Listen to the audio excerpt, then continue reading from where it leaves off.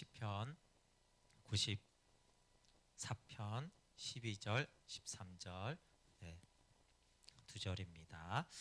함께 같이 봉독해 볼게요. 12절 13절 시작. 여호와여, 주로부터 징벌을 받으며 주의 법으로 교훈하심을 받는 자는 복이 있나니 이런 사람에게는 환난의 날을 피하게 하사 악인을 위하여 구덩이를 팔 때까지 평안을 주시리이다. 아멘. 오늘은 기독교 강요 45번째 그리스도의 피만으로 충분하다라는 제목으로 함께 말씀을 나누겠습니다. 늘 했듯이 복습. 기독교의 강령은 첫째도 둘째도 셋째도 그리고 언제까지나 겸손이고, 겸손은 우리가 무엇을 했을 때, 선을 행할 때 주님이 하셨습니다라는 것이 겸손이라고 그랬어요. 그렇죠? 그래서 우리가 항상 선을 행할 때, 교회 안이든 밖이든 가정이든 직장이든 선을 행할 때 주님이 하시는구나, 주님이 하셨구나, 그것이 겸손입니다. 그리고 성경은 늘 그리스도와 영생을 증거하고 있습니다. 그리고 믿음은 하나님의 선하심을 바라보는 것이고, 소망이 믿음의 종착지까지 우리를 이끌고 간다라고 했습니다. 그리고 최근에는 계속 이제 회개에 대해서 우리가 다루고 있는데, 회개는 하나님께로 돌아서는 것이고, 그 회개를 할 때 우리는 그리스도 안에 거하게 됩니다. 근데 이제 지난주에 이제 좀 카톨릭의 회개에 대해서 좀 나눴어요. 개혁 시대 때는 아주 중요하지만 지금도 좀 돌아볼 필요가 있는 것은, 우리가 카톨릭적인 회개의 개념을 갖고 있을 때가 많기 때문에 그래요. 카톨릭에서는 이 세 가지가 이루어져야 되는데, 심령의 완전한 통해, 입으로 고백하는 것, 특별히 이제 고해성사가 거기 반드시 들어가고, 또 행위로 하는 보속이 있다고 그랬어요. 이 세 가지가 다 딱 이루어졌을 때 죄의 용서함을 받는다, 저 구원을 받는다, 그렇게 가르쳤어요. 이게 또 들어보고 나도 그런데 그러면 이제 잘못 배운 거죠. 이제 자백에 대해서는 하나님의 영광과 우리의 겸손을 위해서 사람들 앞에서 죄를 고백할 수가 있다고 그랬어요. 우리가 사람들 앞에서 죄를 고백하는 것은 하나님께 죄 사함 받으려고 하는 것이 아니라 하나님의 영광과 우리의 겸손을 위해서는 우리가 그렇게 죄를 자백하고, 그 부흥이 일어날 때 그렇게 한 것은 그 앞에 나와서 막 죄를 자백해야지 죄 사함 받는 게 아니고요. 그렇게 해서 하나님의 영광을 돌리고, 내가 얼마나 비참한 죄인으로 나의 겸손을 이제 나타내기 위해서 한 것이죠. 그렇지만 이제 또 서로 상호 죄를 고백하고, 서로 위로하고, 서로 기도해 주는 것은 유익하고, 또 잘못을 범했을 때 사과하면서 자신의 죄를 고백하는 것은 영혼의 치유를 위해서 유익하다라고 했습니다. 그래서 이제 결론적으로 말할 때, 카톨릭의 회개는 회개가 공로가 되어, 회개가 공로가 되면 큰일입니다. 회개하라 이런 말을 우리가 많이 듣는데, 회개하면 뭐가 되고, 회개하면 성령 충만하고, 회개하면 하나님이 응답하고, 이런 말들을 우리가 들을 때 잘못하면 그 회개가 공로가 되는 것처럼 인식할 수 있단 말이에요. 그래서 회개가 공로가 되어서 죄 용서함을 받게 되어지면 회개가 하나님의 자비함보다 더 중요하게 되어져요. 그러니까 회개하는 내가 중요하고, 회개하는 것 자체가 이제 중요하게 되는 것이 이제 카톨릭적인 회개의 오류가 된다라고 그랬습니다. 그래서 우리 개혁주의 이제 개신교는 회개가 중요하죠. 그럼 회개보다 하나님의 자비가 회개의 원인과 용서의 원인이 돼요. 그래서 하나님의 자비하심이 더욱더 크게 부각되고, 그게 중심이고 핵심이 되면서 우리가 그 자비하심 때문에 회개하는 것이, 이제 그렇게 함으로 그 자비하심이 이제 십자가의 사랑이 용서의 근원이다라는 것이죠. 그리고 우리 개인적으로는 어떻게 된다고요? 이런 카톨릭적인 회개가 되면은 자꾸 정죄감에 시달린다고 그랬어요. 그렇죠? 자꾸 회개를 하는 것 같은데 자꾸 정죄감이 있고 죄책감이 있다라면, 그건 자꾸 카톨릭적인 개념의 회개를 이해하고 있기 때문에 그래요. 그래서 복음적인 회개는 하나님의 자비하심에 초점을 맞출 때, 그러니까 그 복음적인 회개를 할 때 우리가 정죄로부터 자유케 될 수가 있습니다. 보세요. 회개에 자꾸 있으면 내가 완전해야 되잖아요. 그러니까 죄를 지은 죄인이 어떻게 또 완전한 회개를 하겠어요? 완전한 회개를 할 정도면 아예 죄를 안 지었겠죠. 그러니까 어차피 불완전한 우리에게 자꾸만 초점이 있으면 죄를 짓고, 회개도 자꾸 나한테 초점을 맞추는 것이 아니라 분명히 우리는 죄를 인정하고 정직해야 되고 그런 건 너무 중요하지만 그 십자가의 은총과 긍휼과 자비하심만이 우리를 죄로부터 용서하고 정죄로부터 자유케 하며 심지어는 그 사랑 안에서 우리를 안식하게 하는 것입니다. 그래서 이 회개에 대한 믿음, 개념, 또 알미 좀 잘못되어지면 이게 시초잖아요, 그렇죠? 우리가 건물을 쌓을 때 기초가 잘못되어지면 이거 계속 올라갈수록 위험하잖아요. 그러니까 이 회개와 죄사함과 죄 용서에 대해서는 굉장히 분명하게 알아야 된다라고 했습니다. 네, 계속 이제 그 회개에 대한 말씀을 나누는 것인데 하나님의 심판에는 보복의 심판과 징계의 심판이 있습니다. 보복의 심판은 하나님의 원수들에게 복수하는 것이죠. 이것은 이제 재판관의 행동이에요. 그런데 징계의 심판이 있어요. 벌이나 보복이 아니라 교정과 경고를 위해서. 이것은 이제 아버지의 행동이죠. 하나님의 아버지로서 우리를 징계하는 것은 하나님의 축복이고 우리를 사랑하는 증거가 되어집니다. 근데 징계가 주의 백성을 정화하는 데 도움이 되지만 아버지시기 때문에 과도하게 지치지 않도록 하나님은 징계를 완화해 주세요. 기쁜 소식이죠. 네, 여기 시편 48편 10절에 보면 보라 내가 너를 연단하였으나 은처럼 하지 아니하고 너를 고난의 풀무불에서 택하였노라. 네, 시편 43편 2절도 내가 물 가운데로 지날 때 내가 너와 함께 할 것이라 강을 건널 때 물이 너를 침몰하지 못할 것이며 내가 불 가운데로 지날 때 타지도 아니할 것이요 불꽃이 너를 사르지도 못하리니. 이 말씀은 하나님의 연단을 말하는 거예요. 그렇지만 연단할 때 어떻게 해요?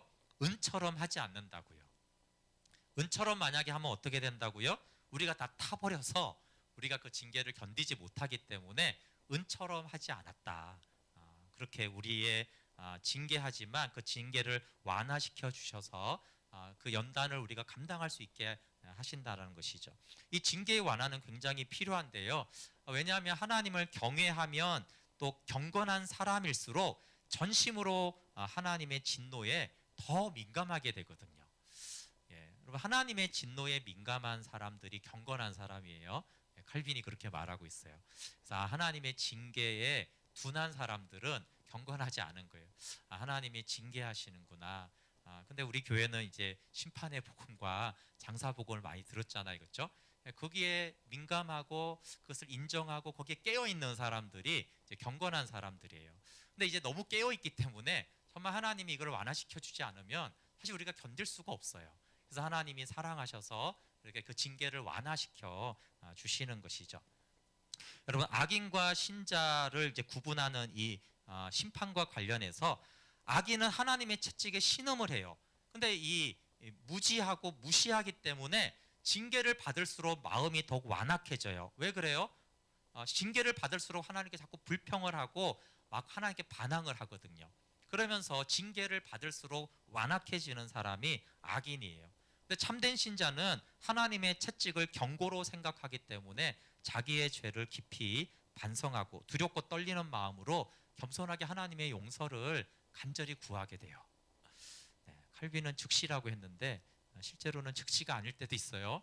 왜 맞는지 그렇잖아요. 이게 왜 이런 일인지 이거 우리가 깨닫지 못할 때가 있어요. 그래서 한참 뒤에 이것이 징계하시는 하나님의 사랑이구나. 어쨌거나 징계를 통해서 더 가난해지고 회개하는 사람은요 참된 신자고 가난한 마음이고 징계를 받을수록 자꾸 완악해지는. 그러니까 지금 코로나로 많이 힘든 사람들이 많잖아요, 그렇죠?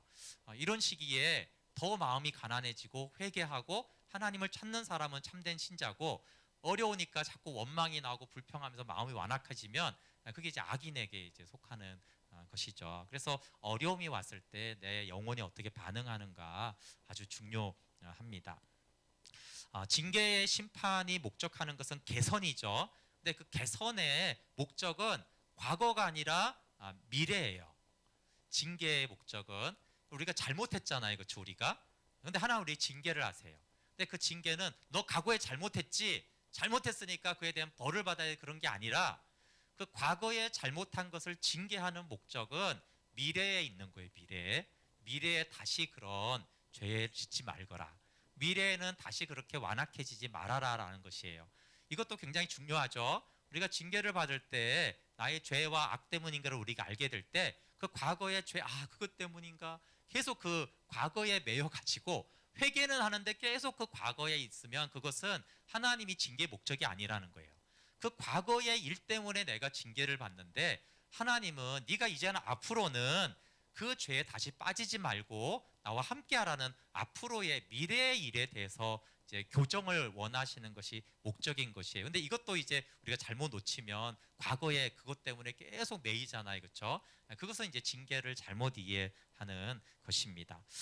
교회를 벌하시는 유일한 목적은 겸손하게 하는 것입니다. 그래서 늘 우리 가운데 교회에 어떤 어려움이 올 때 이유는 다양하고 뭐 우리가 해야 될 행동도 분별도 다양하지만 분명한 것은 겸손하라는 메시지 하나는 분명한 것이에요.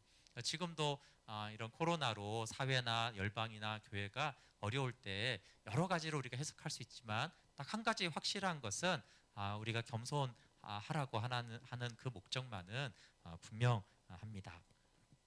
네, 그리고 하나님의 징계를 받는 신자는 낙심하지 말아야 합니다.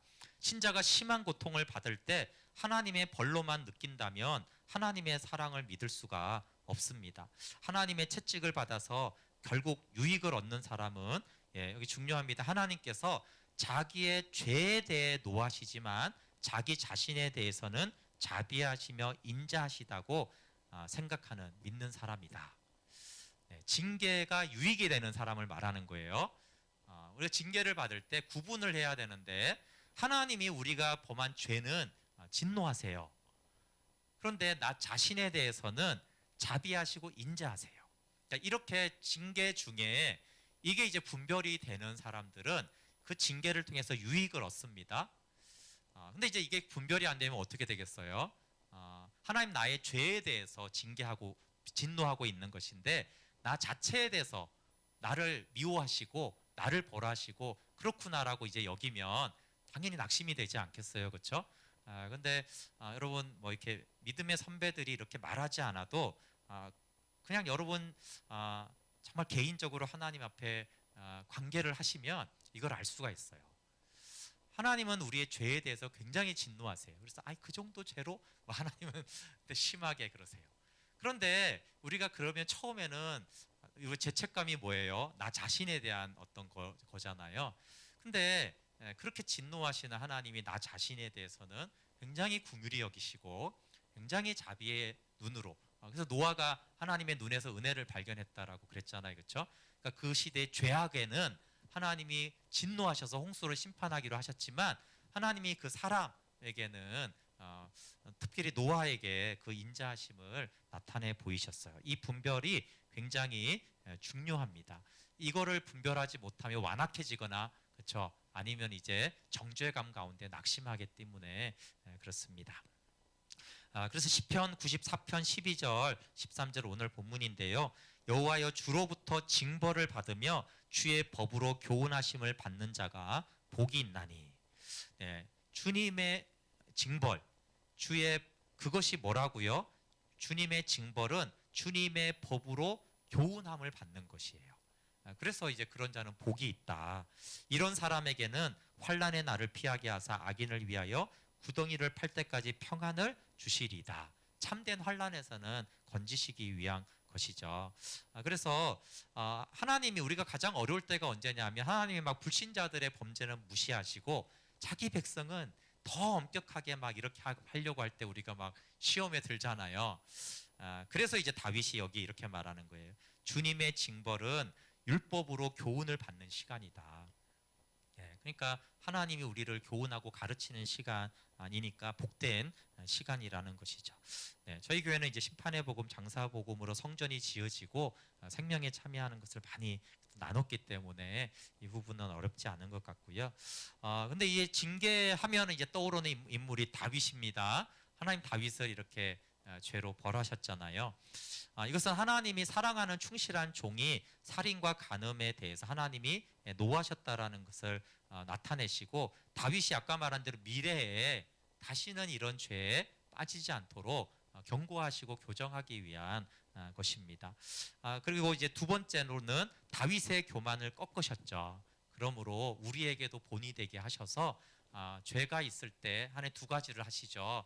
다시는 그 죄에 빠지지 않도록 미래를 위해서 그 과거의 죄로 징계하시고, 두 번째는 이제 겸손하게 하는 것이죠. 사실 다윗이 참 좋은 사람이지만 뭐 사실 너무나 위대하잖아요. 교만해질 수 있는데 다윗이 이제 밧세바의 사건과 인구조사의 사건으로 정말 겸손할 수밖에 없게 하나님이 그렇게 하셨죠. 그리고 하나님이 이렇게 대하시는 것은 다 동일하지가 않습니다. 하나님은 각 사람의 성질에 따라서 적당하다고 생각하는 대로 어떤 사람은 더 엄하게 다루시고 어떤 사람은 더 친절하고 관대하게 다루십니다. 얻어맞고도 죄를 그치지 않는 백성에게는 완고한 마음을 책망하셔서 징계가 가혹하지 않다라고 알려주세요. 그 호세아 7장에 보면은 에브라임에 대해서 너는 한쪽은 있고 한쪽은 있지 않은 전병과 같다라고 책망했어요. 그러니까 에브라임을 심판했는데 회개는 안 하고 하나님 왜 이렇게 가혹하게 이렇게 우리를 힘들게 하십니까? 라고 말하니까 한쪽만 익은 전병이 뭐예요?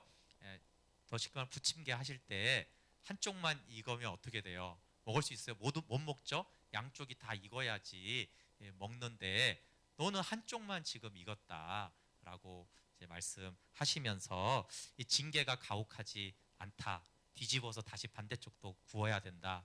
이렇게 하시는 것이죠. 그럼 그것은 주님이 죄를 엄격하게 징계하신 이유를 보여주는데, 왜 주님이 더 엄격하냐 하면 우리의 완고한 마음 때문에 그런 것이죠. 그래서 우리는 모두 마음이 굳고 무지하여 자진해서 고치지 못하기 때문에 징계가 필요합니다. 칼빈의 말입니다. 예외가 없다는 거예요. 우리 모두는 마음이 굳고 무지하고 자진해서 고칠 사람이 아무도 없다는 거예요. 하나님의 징계를 받지 않고 그렇게 교정이 되어지고 주의 율례를 따라 행하는 인간 자체가 없기 때문에 모든 신자에게는 징계가 필요하다. 그래서 지혜로우신 아버지는 모든 사람을 한 공통된 채찍으로 일평생을 훈련하십니다. 부담스럽지만 사실이죠. 그렇지만 징계보다 주님의 인자하심을 봐야 합니다. 사람들은 다윗 같은 예들을 되게 많이 주목한다는 거예요. 그러면서 값없이 용서해 주시는 것들이 성경에 너무나 많은데 그런 것들보다는 이제 다윗과 같은, 다윗은 왜 회개했는데 뭐 그 아이가 죽고 이런 일들이 일어나나요라고 한다는 것이죠. 그렇지만 성경에는 세리가 용서받고 성전에서 내려가는 말씀이 있고, 예수님을 부인하고 저주한 베드로가 용서받고 충풍병자가 아무 값없이 용서받는, 수없이 값없이 용서받는 이야기가 너무나 많아요. 성경의 용서는 기본적으로 값없이 모두가 되어진 것입니다. 그렇기 때문에 주님의 인자하심에 초점을 맞춰야지 그 징계에 초점을 맞추면 안 됩니다. 옥합을 깨트린 여인의 경우에도 많이 용서를 받았기 때문에 많이 사랑하는 것이라고 했어요. 이 여인이 옥합을 깨트렸거나 사랑해서 용서받은 것이 아닙니다. 용서받은 아무런 조건이 없었고 용서받았기 때문에, 믿음으로 용서받았기 때문에 옥합을 깨트리는 사랑으로 그 은혜의 감사를 증거했습니다. 이 회개의 문제가 그 신앙에 굉장히 깊이 들어올 수가 있어요. 종교개혁 당시에 아주 논쟁이 된 것은 면죄부하고 또 연옥글이었어요. 특히 면죄부가 굉장히 크잖아요. 지난주에 이제 이 회개가 세 가지가 있다고 했잖아요. 마음의 통해, 입술의 자백, 세 번째가 보속인데, 이 보속은 행위로 갚는 거예요. 뭐 기도하거나 금식하거나 헌금을 하거나 선한 행위를 하는 이 보속인데, 이 보속이 이제 또 여러 가지 이제 또 교리들을 만들기 시작한 거예요. 그 대표적인 것이 이제 면죄부라는 것이, 이 보속이 죄 사하는 받는 거잖아요. 그래서 이제 면죄부가 나오게 된 것이죠.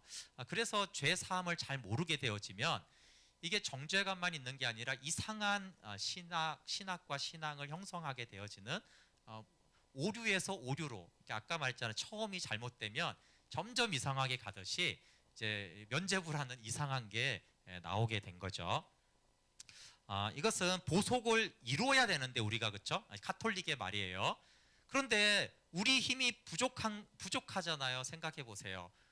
용서받으려 뭐해, 금식해, 헌금해, 착한 일을 해, 뭐 이런 말 했을 때 금식하다가 뭐 먹을 수도 있고 그럼 이제 부족하잖아요. 그러니까 이제 면죄부로 보충하는 듯이 말을 하는 것이에요. 면죄부는 그리스도와 순교자들의 공로의 분배라고 정의하면서 문제는 교황이 교서에 의해서 그 그리스도와 순교자들의 공로를 교황이 분배해 주는 것이에요. 네. 칼빈은 이런 인간들은 토론의 상대보다는 정신병 치료를 하는 것이 좋겠다 이러면서 사실 논할 가치가 없음에도 불구하고 이 부분을 좀 다루죠. 왜 그러냐면 인간이 얼마나 어리석은지요. 이 면죄부는 정말로 성경적으로 쉽게 반박이 가능하고 복음 안에서 정말 금방 말도 안 된다라는 것을 알 수 있는 거예요. 그런데도 불구하고 너무나 어리석은 오리여서 논박할 가치도 없는데도 불구하고 이 면죄부가 수백 년 동안 공격을 전혀 받지 않았어요. 전혀라는 말은 빼야겠네요. 수백 년 동안 이 면죄부가 잘못됐다라는 공격을 받지 않았다라는 것이 우리가 생각해 봐야 될 문제라는 거예요. 어떻게 성경을 읽는데 수백 년간 이 면죄부가 잘못됐다라고 그렇게 문제시가 안 되었는가? 그 인간이 얼마나 우매할 수가 있고 얼마나 잘못된 것으로 빠질 수가 있는가를 생각할 면에서는 이걸 생각해 봐야 됩니다. 그리고 또 그래서 중세기가 수백 년간 얼마나 짙은 오류의 암흑 속에 빠져 있었는가를 잘 보여주고 있어요. 이 면죄부도 좀 우습게 이렇게 하는데요. 교황이 발부하는 면죄부는 완전한 면죄부이거나 일정한 꽤 긴 연한은 교황만이 이렇게 면죄부를 줄 수가 있어요. 그리고 100일간의 면죄부, 100일 동안의 죄를 사하는 것은 추기경들이 주고요. 주교들은 한 40일간의 면죄부를 발부했어요. 이것도 웃기죠? 네. 그러니까 면죄부를 이제 교황이 특별히 받으면 이제 완전한 거예요. 근데 이게 종교개혁 때 막 마지막 때는 그 성 베드로 성당을 짓느라고 이 교황의 완전한 면죄부라고 엄청나게 팔았거든요. 근데 이제 이 수백 년 동안은 40일짜리 면죄부를 사는 거예요. 그리고 또 이제 이게 떨어지면 다시 40일짜리를 사야 되고 얼마나 우습습니까 지금 생각하면은. 근데 이렇게 수백 년간을 해왔다라는 것이 너무 참 안타까운 것이죠. 면죄부는 그리스도의 피를 더럽히는 것이고 구원의 진정한 길에서 떠나게 하려는 악마적인 관계입니다. 죄의 용서, 화해, 보속을 위해서 그리스도의 피만으로는 충분하지 않다고 하는 것보다 그리스도의 피를 더럽히는 짓이 어디 있겠는가? 그런데 이거는 우리도 잘 들어야 돼요. 죄 용서, 하나님과의 화해, 보속, 그것까지 다 그리스도의 피만으로 충분하다는 거예요. 그런데 우리가 어떤 죄 문제를 생각할 때 이 죄 문제와 하나님과의 관계를 얘기할 때 그리스도의 피만으로는 충분하지 않은 것 같은데 라고 생각한다면 그것은 그리스도의 피를 가장 모독한다라는 것이에요. 네, 이거는 카톨릭 신자들만이 아니라 많은 이제 그리스도인들도 피만으로는 부족하지 않나 이렇게 생각하는 경우들이 꽤 있어요. 그렇죠? 그래서 피를 충분히 믿음 가운데 뭐 금식할 수도 있고 더 할 수도 있죠. 근데 왠지 그리스도의 피만으로는 부족하기 때문에 회개를 위해서 기도원에 가가지고 며칠을 금식해야 된다거나 아니면 뭘 이제 막 헌금을 드려야 된다라거나 그게 뭔가 그때 피가 부족하기 때문에 해야 된다라면 그리스도의 피를 모독한 행위이기 때문에 아주 악하다는 것이에요. 옥합을 깨트린 여인처럼 피만으로 충분하고 이미 충분한 죄사함의 은혜를 받았기 때문에 옥합을 깨트려 드리는 것은 예수님이 너무나 기뻐하셨지만 죄사함을 받기 위해서 우리 쪽에서 뭔가를 해야 된다라는 것은 그리스도의 피를 모독하는, 피를 더럽히는 것이기 때문에 매우 매우 경계해야 되는 것이에요. 그리고 그것을 인정하기 시작하니까 이렇게 카톨릭이 면죄부라는 것까지 나오게 된 것입니다.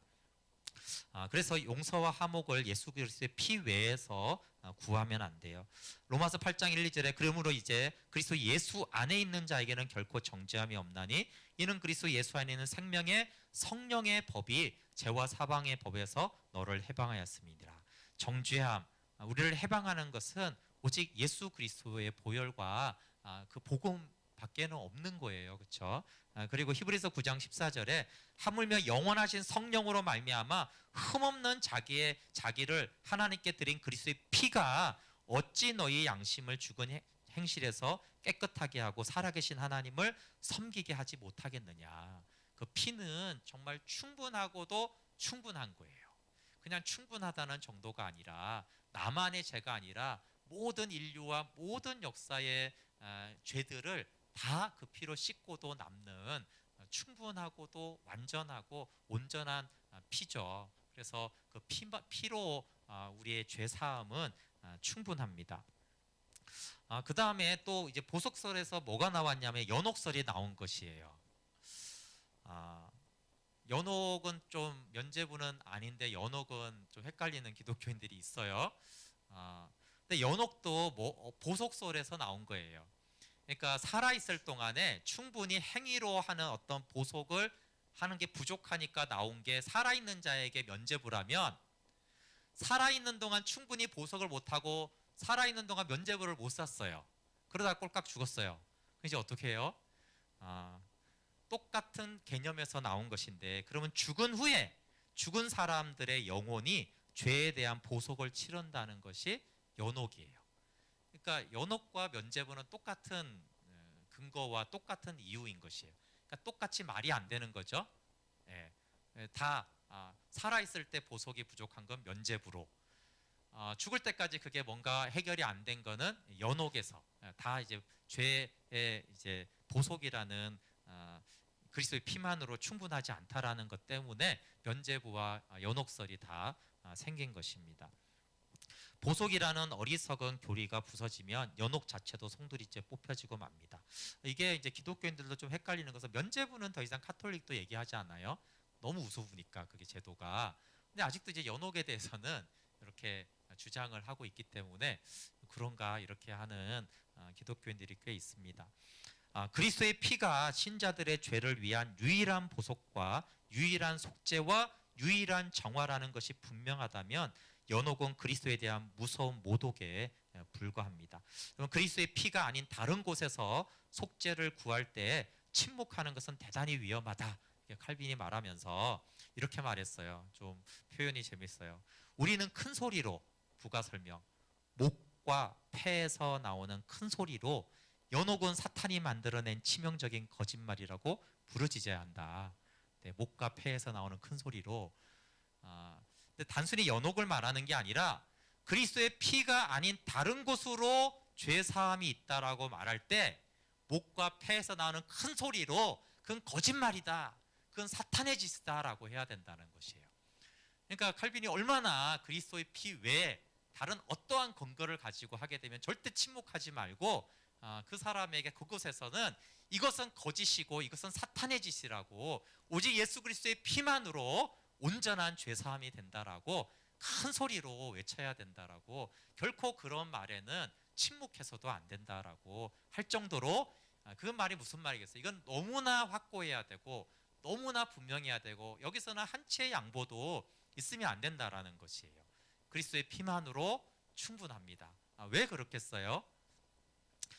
피를 우리가 볼 때는 보는 사람마다 다르죠. 그는 예수님이 누구신가를 보는 가에 따라서 그 피로 내 죄가 정말 사해졌나 믿는 사람도 있고 좀 불안한 사람도 있을 수 있어요. 근데 여러분, 하나님 아버지 편에서 봤을 때는 그 아들의 십자가의 복종과 그 보혈만이 죄사함의 근거가 되는 거예요. 아버지 성부 하나님을 유일하게 만족시킨 것은 예수 그리스도의 피밖에 없어요. 누군가 뼈다귀가 앙상할 때까지 금식을 하고 테레사 수녀처럼 그렇게 완전하게 봉사와 헌신을 한다고 해도 결코 성부 하나님의 그 거룩과 완전성을 만족시킬 수가 없어요. 그렇죠? 오직 성자 하나님의 그 순종과 복종과 십자가와 보혈만이 성부 하나님을 만족시키는 것이에요.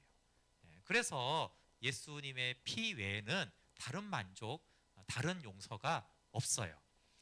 그래서 이 다 카톨릭의 죄는 좀 인간적이죠.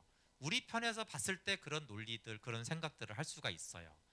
우리가 이렇게 복음을 듣고도 정죄감이 가끔 시달릴 때가 언제냐면은 자꾸 내 쪽에서 예수님의 십자가를 봤을 때 우리가 그 믿음의 눈으로 보지 못하면 주님의 보혈도 사랑이지만 그래서 내 죄는 너무나 큰데, 내 죄는 너무나 반복적인데, 내 죄는 너무나 흉악한데 이렇게 생각하는 거예요. 여러분, 하나님 아버지 입장에서 보세요. 우리는 한낱 티끌에 불과하고 성자 예수 그리스도는 창조주이잖아요. 그렇죠? 아니 근데 티끌과 같은, 개미와 같은 그까지 죄를, 그 우주를 창조하신, 말씀으로 창조한 그 창조주의 피가, 그리고 완전하고 거룩한 그 피가 어떻게 그 티끌과 같은 죄인의 그 죄를 용서하지 못하겠어요. 그래서 하나님의 눈에서 그 십자가와 보혈을 봤을 때 어떤 죄도 용서받을 수 있는 거죠. 예. 근데 이제 그 하나님의 눈을 어기고 우리가 성육신하신 예수님도 사람, 나도 사람. 그러면 이제 좀 여기서 고민들이 시작이 되죠. 거기서 사단이 이제 속이면은, 피로 용서받지만 내 죄는 너무 심한 것 같아. 이렇게 이제 되면서, 그것은 양심이 아니에요. 그리스도의 피를 모독하는 행위이기 때문에 그 죄는 양심적이라고 생각하면 안 되고, 내가 얼마나 불신앙적이어서 죄도 지은 놈이 그리스도의 피까지 자꾸 내가 모독을 할 수가 있는가. 그래서 그 영원하신 성령으로 드린 아들의 피가 능히 우리를 깨끗하게 하고 우리로 하나님을 온전히 섬길 수 있도록 그 피는 충분합니다. 물론 우리가 죄를 인정하고 통회하며 회개하고, 우리가 앞에 회개에 대해서 배운 것처럼 그렇게 돌이키는 것들은 중요하죠. 어, 네. 오늘로 회개는 이제 끝났고요. 회개를 좀 이제 길게 다루었는데 그 부분을 잘 마음에 새기면 좋고, 오늘은 이제 그리스도의 생활의 이제 시작 정도만 좀 다루고 다음 주에 계속 다다음 주에 계속 하겠습니다. 성경은 그리스도의 생활을 어떻게 논하는가? 네. 그냥 이제 지나가는 말이긴 한데 기독교 강요를 여러분 안 읽으시잖아요, 그렇죠? 그래서 이런 말이 있더라고요. 나는 원래 간결한 것을 좋아하고 기독교 강요는 교리의 단순한 개요를 가급적 간단하게 제시해야 한다. 이렇게 썼어요. 그러니까 기독교 강요 정도의 내용은 너무나 단순한 교리를 간단하게 이제 정리한 거라는 거죠. 네. 물론 이제 번역이 조금 어렵고 뭐 이런 것들은 있는데요. 오늘이 기독교 강요 45번째죠. 이제 절반을 못했습니다. 어, 제 생각에는 기독교 강요를 읽을 때 이걸 좀 잘 이해할 사람이 몇 퍼센트나 될까를 좀 생각을 해볼 때, 이제 칼빈이 생각했을 때 크리스찬들이 기본적으로 알아야 되는 기준으로 보면은요, 오늘날 우리 한국 교회는 진짜 성경도 하나님 잘 몰라요, 복음을. 그래서 좀 칼빈이 지금 교회를 보면 그때도 사실은 심각했어요. 그렇지만 지금도 심각하게 보겠구나. 그러니까 칼빈 생각에는 기독교 강요는 새신자반이에요. 이 정도는 알아야지 기독교인이, 이게 가장 간단한 교리를 가장 간단하게 정리한 거를 이 정도는 알아야지. 그러면서 이제 이 그리스도의 생활도 자세히 쓰면 방대하게 쓸 수 있는데 나는 그냥 간단하게 쓰겠다. 이렇게 하면서 이제 한 말이거든요. 근데 이제 여러분, 우리나라의 대부분의 교회들은 새신자반 그러면 한 5주 하고 이렇게 마치잖아요. 그러면 그 사람 자기가 크리스찬이 된 줄 알아요. 네. 저희 교회는 이제 세례 자격이 로드십 12주 2시간씩 12주 정도는 들어야지 세례를 받을 수 있다. 세례 받고 온 사람들은 근데 문제가 로드십을 안 듣는 사람들이 있어요. 난 세례 받았다고. 제가 저희 교회가 제가 그렇게 기준을 정한 거는 그 정도도 모르고 세례 받은 거는 거의 세례 받은 것으로도 여기지 않아야 된다는 거예요. 그 사실 이제 칼빈은 12주가 아니라 한 이제 한 50주 정도는 이렇게 양육을 받고 기본적인 거를 이제 배우고 이제 신자라고 이제 말할 수 있다라는 것이에요. 이제 그렇게 봤을 때 또 우리가 이제 얼마나 이렇게 눈높이를 좀 많이 낮추었는가를 좀 생각해 볼 필요가 있기 때문에 또 어떤 분들은 이제 기독교 강요 들으면서 좋기도 하지만 언제 끝나는 것인가? 도대체 벌써 45주면 1년이 다 되어 가는데, 근데 칼빈의 생각에는 이게 기본이에요. 기본. 뭐 기피한다. 나는 기독교 강요를 들었어. 이런 소리를 하면 안 된다는 거예요.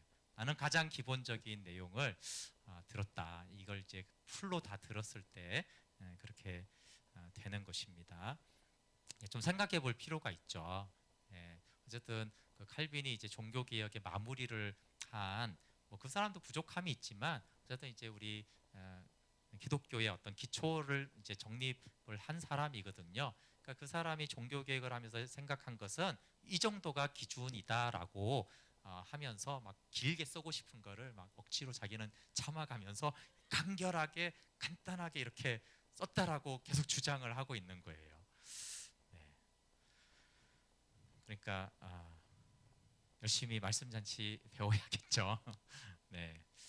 저희 교회가 이제 여러 과정이 있는데 다 들으셔야 기본. 저도 그걸 기본이라고 생각을 해요. 사실은 그거 외에도 원래 이제 제가 말씀 잔치가 있고 이런 기독교 강연이나 다른 과정을 이제 그 외에 이렇게 가르치고 있는 것이거든요. 네, 이제 성경에 이제 두 가지가 이제 그리스도인의 생활을 좀 생각하게 합니다. 첫 번째는 우리의 본성에는 의에 대한 사랑이 전혀 없지만 그것, 즉 의에 대한 사랑이 우리 마음속에 주입되고 확립될 수 있어요. 그렇기 때문에 의에 대한 열의를 가지게 된 우리가 정처 없이 방황하지 않도록 준칙을 정하라는 것이에요. 그리스도인의 생활을 어떻게 해야 되죠라고 했을 때 하나님이 우리에게 의에 대한 사랑을 주입시키십니다. 그러면 그 의에 대한 사랑이 우리 안에 들어왔을 때 준칙을 정하라는 거예요. 지난주에 다니엘이 뜻을 정하여 똑같은 것이죠. 뜻을 정해야지 그리스도의 생활을 이제 하게 된다라는 거죠. 성경이 의를 권장하는 가장 중요한 이유가 있는데 그것은 하나님이 거룩하시니 너희도 거룩하라는 것이에요. 그럼 하나님은 거룩하니까 너희도 거룩하라는 뜻은 무슨 말이냐면 그것이 하나님과 우리와의 연합을 말한다는 거예요. 하나님과 우리가 이제 연합한다라는 말을 들을 때 어떻게 이제 연합이 되냐 하면은 거룩함이 그 줄이 되어야 한다라는 것을 우리가 기억해야 된다는 것이죠. 단순히 행위의 거룩을 말하는 것이 아니라 하나님이 내가 너와 연합되기 위해서 너는 거룩해야 되지 않느냐라고 하는 거예요. 그래서 이제 이게 어떤 계명을 몇 가지를 지키는 것이 아니라 하나님과의 사귐에 들어가기 위해 하나님과 연합되기 위해서 이제 의에 대한 사랑 또 거룩함을 우리가 뜻을 정해서 추구해야 되는 것이죠. 우리가 거룩하기 때문에 하나님과의 사귐에 들어간다는 뜻이 아닙니다. 칼빈이 이렇게 설명해요. 하나님이 우리와 연합하심으로 그 결과로 그의 거룩하심이 우리에게 주입되었으므로 그가 부르시는 곳으로 우리가 따라가야 한다. 네, 제가 이제 로드십 할 때 성도에 대해서 많이 다뤘죠. 거룩에 대해서. 칼빈은 그 말을 이렇게 설명하는 거예요. 하나님과 우리가 연합이 되면 그 결과로 하나님의 거룩이 우리에게 주입이 된다. 그러니까 이제 우리가 거룩한 신자와 성도가 되는 거죠. 그러니까 우리를 거룩함을 우리에게 주입시켜 주셨으니까 그 거룩한 삶으로 우리가 향하고 거룩하라는 그 말씀을 따라가는 것이 이제 옳다라고 하는 것이죠. 하나님은 사악이나 불결과는 아무 접촉도 하지 않으신다는 것이 그의 영광의 가장 특이한 점이다. 하나님의 영광의 가장 특이한 점이 뭐냐면 하나님은 사악한 거나 불결한 것과는 접촉을 하지 않는다라는 것이에요. 그래서 세상의 악과 부패에 잠겨있던 우리를 구원한 이유가 뭐겠어요? 우리와 연합하고 사귐을 갖기 위해였는데 우리가 부패한 악에서 우리가 구원받았는데 여전히 그 부패와 악에 다시 평생 동안 주저앉아 있다라면 그러면 주님이 왜 건지셨냐라고 하는 거죠. 물에 빠진 사람 건져놨더니 다시 물에 들어가면 그렇게 말을 늪에 빠지는 사람 건져놨더니 다시 늪에 들어가 계속 있으면 뭐하러 건졌냐 이렇게 말하는 것이에요. 그러니까 물론 이제 우리가 다시 죄를 짓는다고 구원이 필요 없다는 뜻이 아니라 건진 이유는 다시 들어가지 말라고 건진받은 곳에서 살라고 건졌는데 다시 거기에 들어간다라면 그것은 심각한 오류가 있는 것이 아니냐 하는 것이에요. 그래서 하나님의 장막의 유할자는 의를 구하는 자이기 때문에 네, 그리스도의 생활에 대한 이제 이게 서론이에요. 간단하게 말하면 하나님의 연합 십자가의 은혜로 거룩함이 우리 가운데 주입이 됩니다. 이것이 우리가 거룩한 삶이 시작되고 가능성의 시작인 것이에요. 이 하나님의 거룩의 주입이 없이 우리가 거룩하게 살겠다라는 것은 너무나 허황된 것이고 주님이 주신 거룩과 그 생명으로 살아가는 것으로 우리는 그리스도의 생활을 시작할 수 있는데 그러기 위해서는 이제 그 생명이 그 거룩함이 나타나기 위해서는 우리는 준칙을 정하고 뜻을 정해서 주님의 말씀을 어떻게 따라갈 것인가 그것을 뜻을 정하고 준칙을 정해서 그 생활을 해야 되는 것이 이제 그리스도인의 생활, 삶에 대한 이제 시작과 출발점이 됩니다. 네, 우리 함께 같이 찬양하고 같이 기도하겠습니다. 네, 우리 첫 찬양으로 예수 피밖에 없네라는 찬양을 하려고 합니다.